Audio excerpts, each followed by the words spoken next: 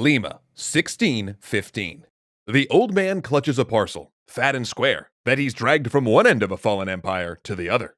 He is a mixed-race Christian, the son of an Inca aristocrat and a former translator for priests, seeking to study and suppress native Andean beliefs. 15 years before, he'd had his property confiscated after suing to get his ancestral lands back. Since then, he's wandered the country observing the disappearing Inca life, compiling a chronicle complete with illustrations. It's a history of the Inca, but also a catalog of abuses by the colonial Spanish. His conclusion? Spain must reform the government in a way that protects native people and values their culture. He's carried this book, all 1,000 loose pages of it, through harsh terrain and bandit country. That it survived to this point is a minor miracle. And now, he's finally sending it to its intended recipient, the King of Spain. So Guaman Poma de Ayala takes the only copy of his life's work and hands it to a man aboard a ship. No one will see it again for 300 years.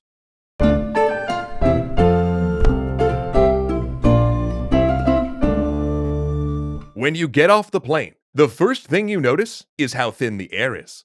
And as you exit the airport, a man in a poncho offers you a styrofoam cup full of coca leaf tea to help you deal with the Andean altitude.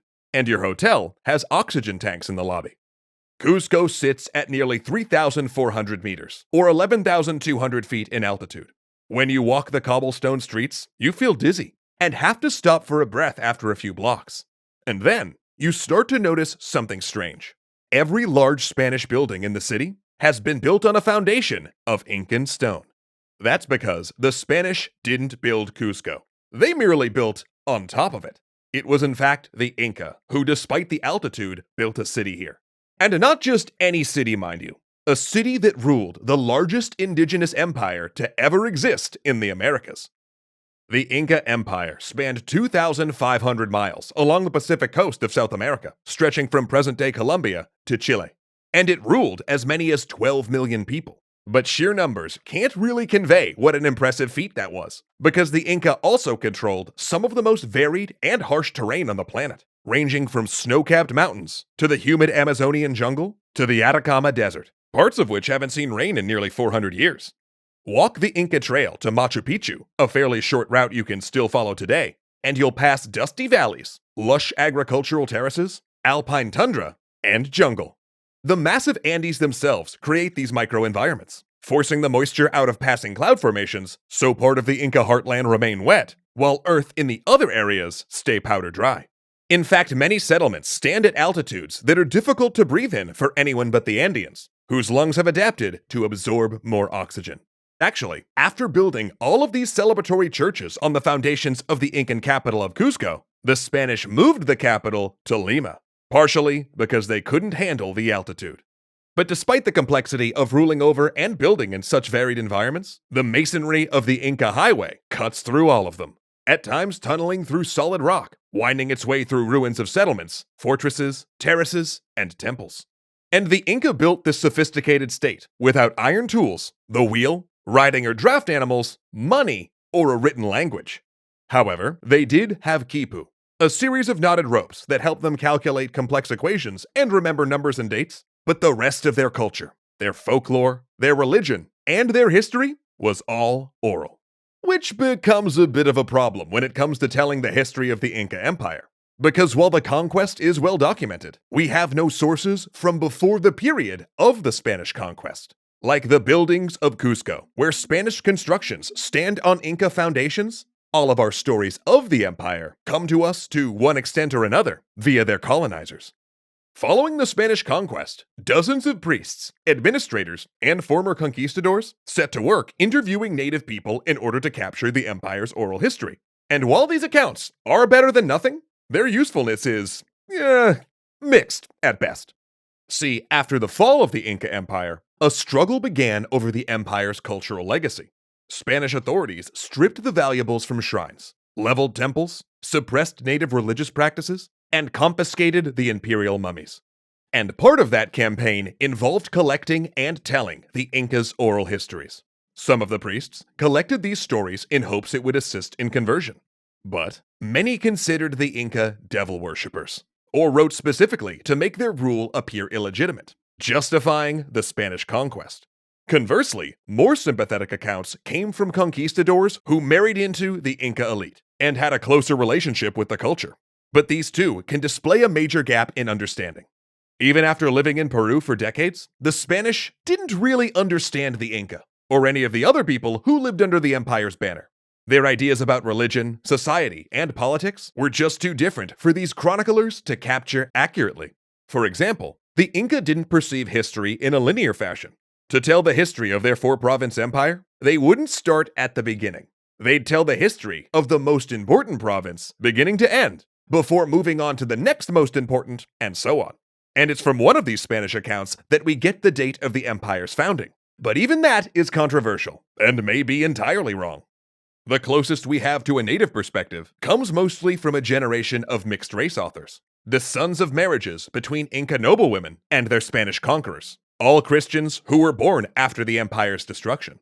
Among them was Blas Vieira, a mixed-race Jesuit, whose pro-Inca views, especially those about native languages being suitable for discussing church doctrine, may have led his order to imprison, then exile him to Spain.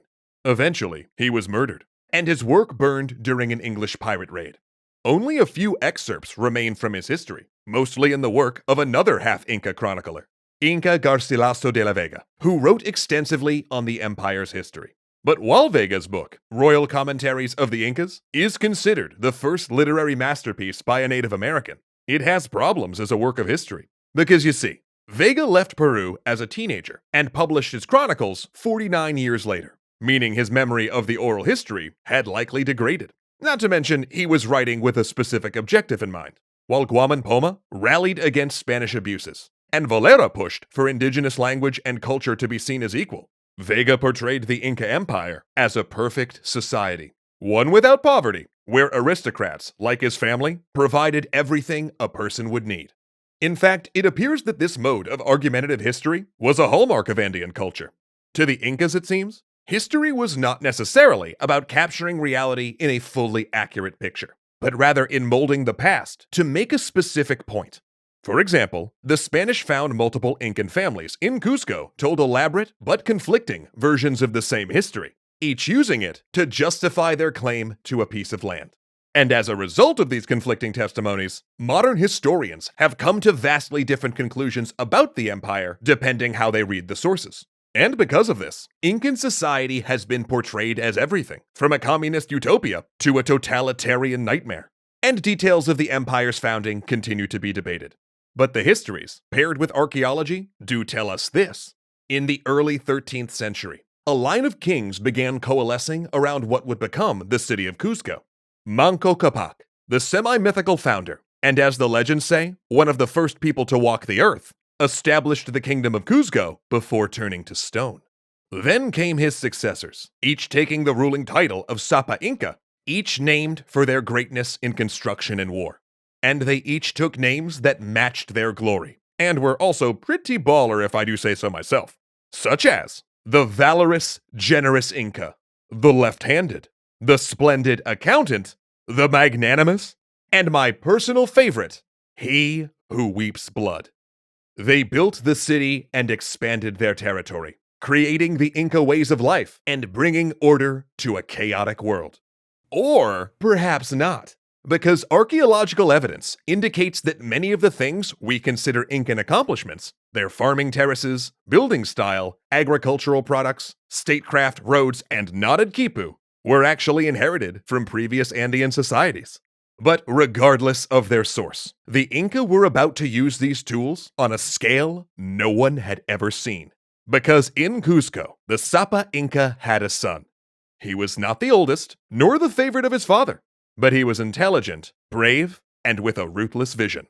He had a birth name, but that is not how he would be known. He would be known as the Earthshaker, Pachacuti, first emperor of the Inca, and a man who would remake the world in Cataclysm. Special thanks to educational tier patrons Ahmed Ziad Turk, Joseph Blaine, and Gerald Spencer Dinan.